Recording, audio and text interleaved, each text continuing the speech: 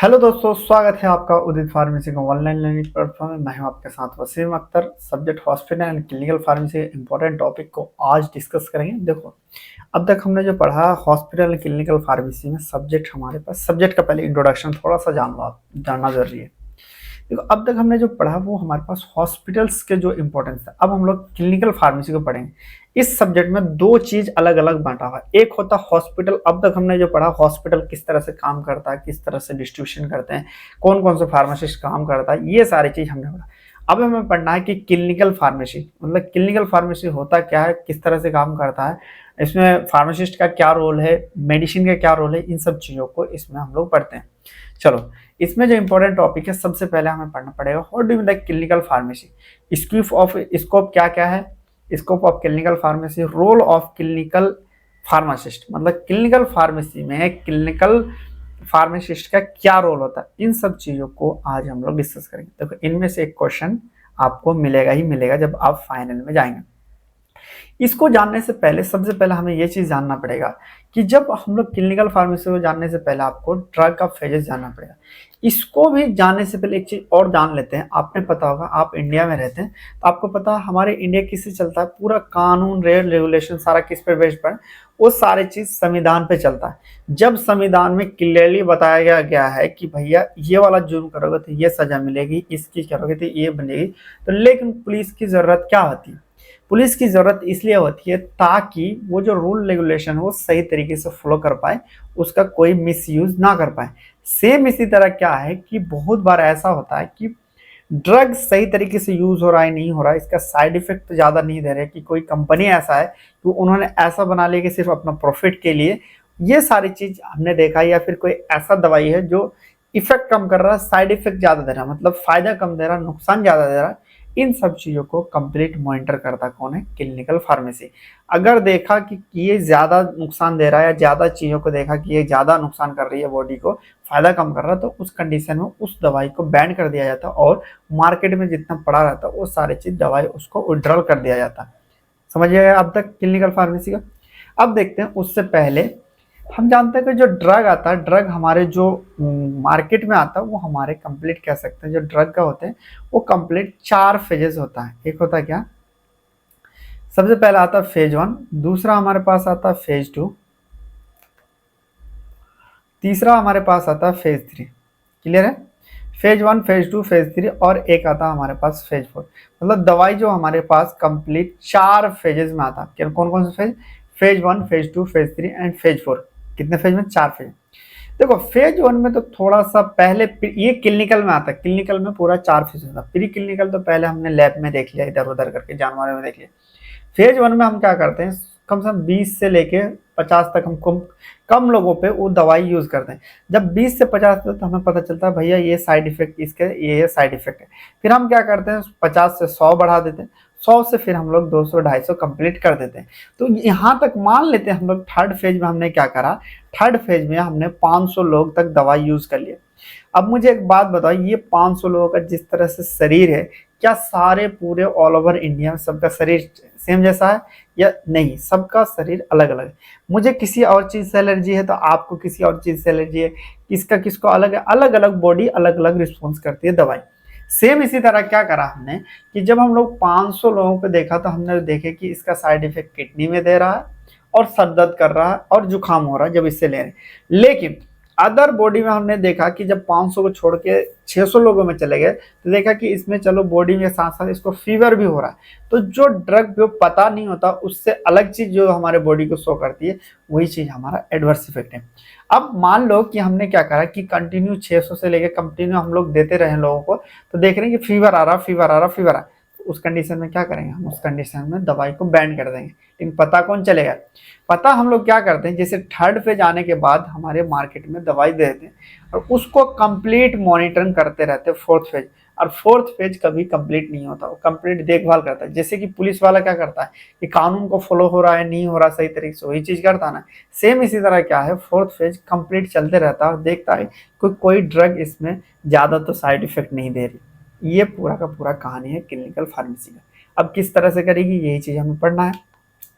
अब थोड़ा सा हम लोग जानते हैं what is difference between side effect and adverse effect.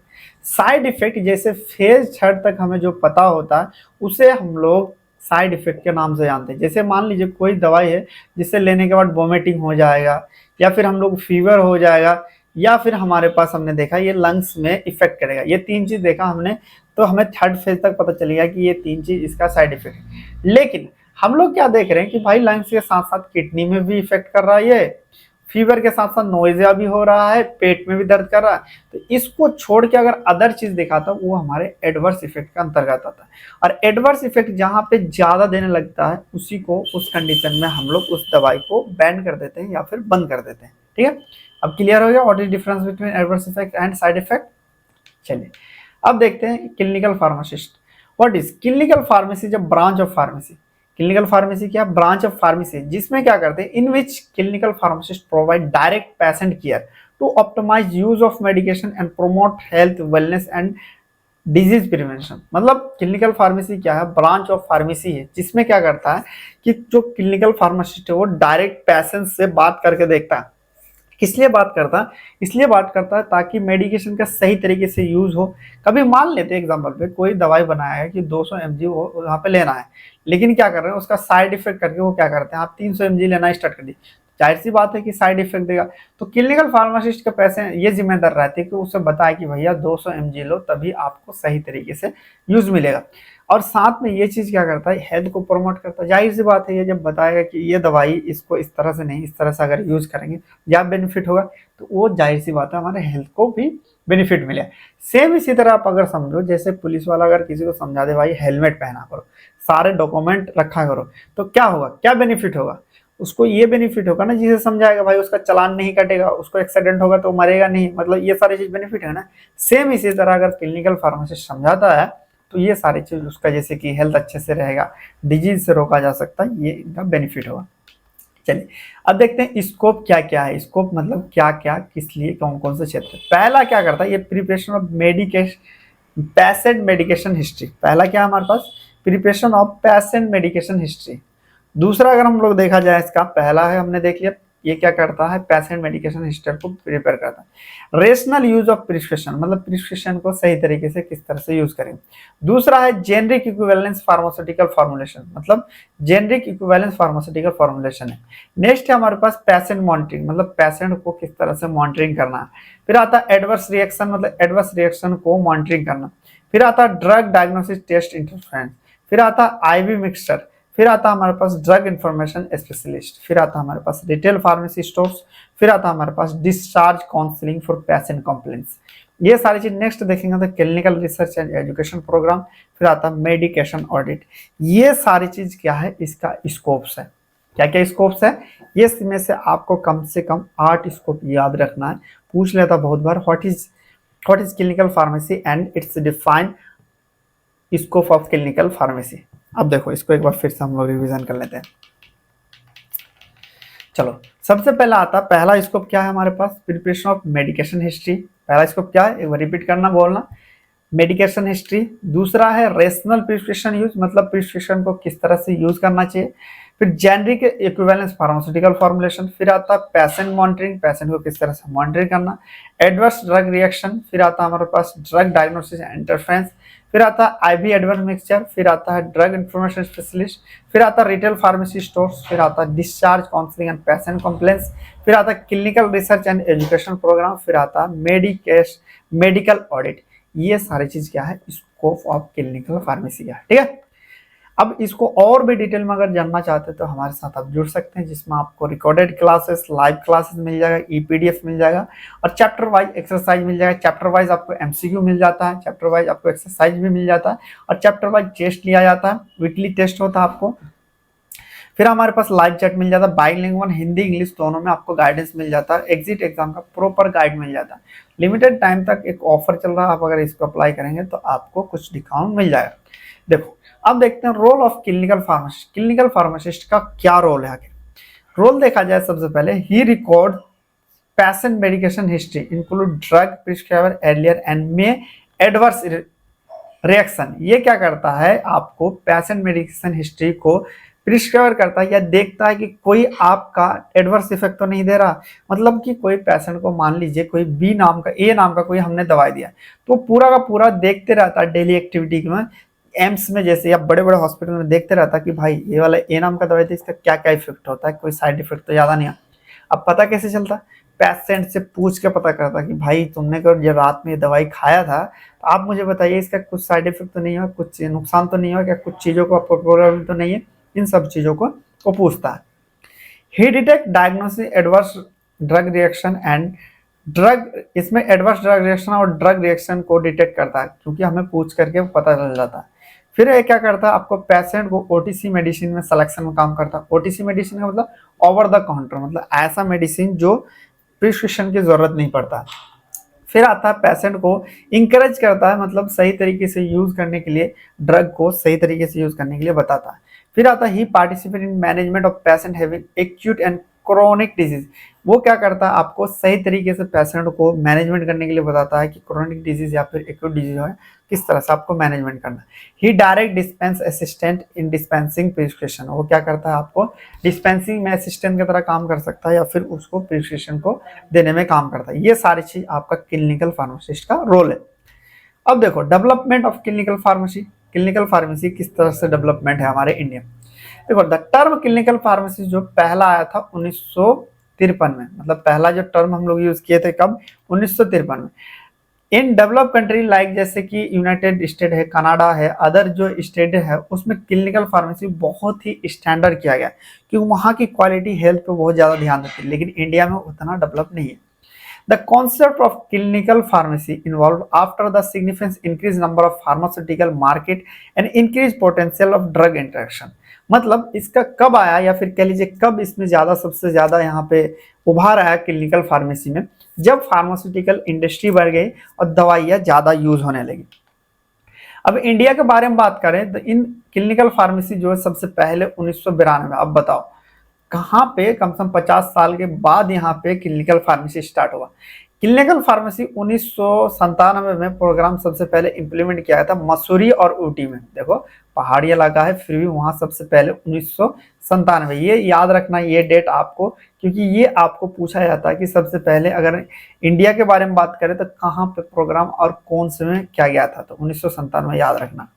देखो the initiative target include creating practice centres hospitals and strengthening competence through the academic curriculum. मतलब इसमें इनिशियल टारगेट ये किया जाता था कि जो हॉस्पिटल्स में प्रैक्टिस होते थे या फिर जो एकेडमिक में करिकुलम होता था उनसे पता लगाया जाता था। There is a number of institution in India where student can pursue clinical pharmacy degree. मतलब बहुत सारे इंस्टीट्यूट है अब तो इंडिया में बन गया कि जो कि क्लिनिकल फार्मेसी पे काम करता है। The qualification for clinical pharmacist is 6 year course PharmD. Clinical pharmacy बनने के लिए आपको डॉक्टर ऑफ फार्मेसी या फिर क्लिनिकल फार्मासिस्ट आपको बनना पड़ेगा तभी होगा, ठीक है। अब देखते हैं common terminology use in clinical pharmacy. Clinical pharmacy में कुछ कॉमन टर्मिनोलॉजी यूज करते हैं। Significant field have their unique terminology. इसमें हम लोग यूज करते हैं यूनिक। देखो जैसे इंडोक्राइन हम लोग यूज करते हैं, नेफ्रो यूज करते हैं। नेफ्रो का मतलब क्या है, हम लोग पता चल गया ये किडनी से नेफ्राइटिस हो जाए तो हमें पता चल गया कि किडनी में इन्फ्लामेशन हो जाए, इसलिए यूज करते हैं ताकि चीज़ों को जो क्लिनिकल हो या फिर जो मेडिकल टर्मिनोलॉजी यूज इसलिए करते हैं ताकि जो मेडिकल का फील्ड हो वो आसानी से इजीली से समझ जाए।